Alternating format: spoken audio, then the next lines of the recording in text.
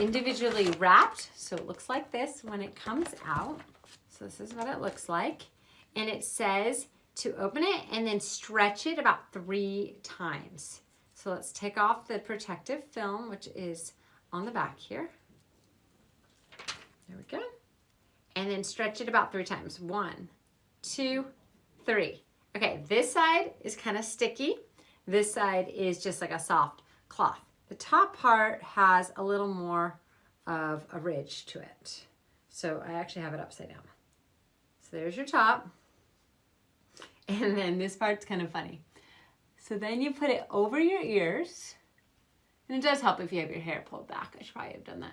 And you're going to stretch it over to the other ear.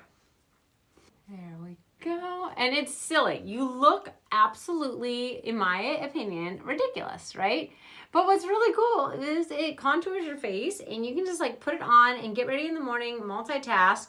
So for the first week, you'll wear it for 30 minutes to an hour every single day. And you'll start seeing results. And then after that, you can do 2 to 4 times a week for a maximum of 4 weeks to see those results.